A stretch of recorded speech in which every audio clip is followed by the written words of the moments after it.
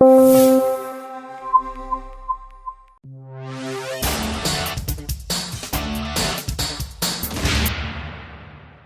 we're going to be talking about video transmitters and cameras for your FPV build. And the first thing I want to get into really is what type of camera to choose and what type of lens best suits your situation. So if we look at this quadcopter here in front of me, you'll notice quite a big lens on board. Now personally, I fly a 2.1 millimeter lens. A lot of the cameras that come out of the boxes, like our Spectrum 650 TVL line camera or a standard Sony HS1177 camera, they're going to come out of the box with a 2.8 millimeter lens.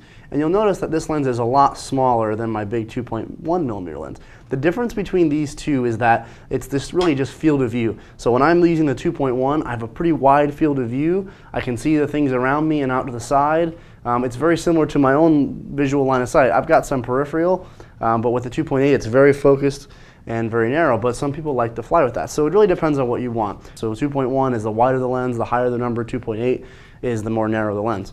So going on from that is the video transmitter. Now, there's a lot of different video transmitters out there, and this is the one we have from Spectrum. It's a 200 milliwatt video transmitter. It's a 5.8 video transmitter, very standard. On the back side, you'll notice it has a kind of an LED readout, so you can see what camera channel you're on and what band you're on. And really, video transmitters vary in power. So the difference is between 25 milliwatt or even lower on some smaller video transmitters, all the way up to like a 600 milliwatt or even 800 milliwatt video transmitter. The difference there is just being overall power output. So the lower the number, the less range I'm going to get. The higher the number, the more range I'm going to get.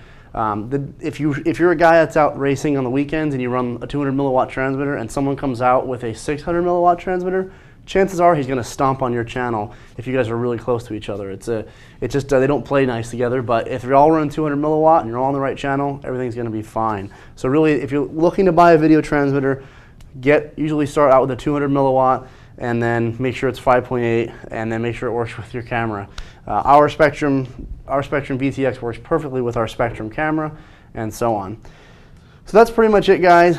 Making sure you buy the right camera for you. Usually the standard is this HS1177 camera, making sure the right lens for you, so whether you like a narrow field of view or a wide field of view, and buying the video transmitter that's perfect for your power output or racing situation. Typically that's going to be 200 milliwatts. Thanks so much for watching, guys. Happy building.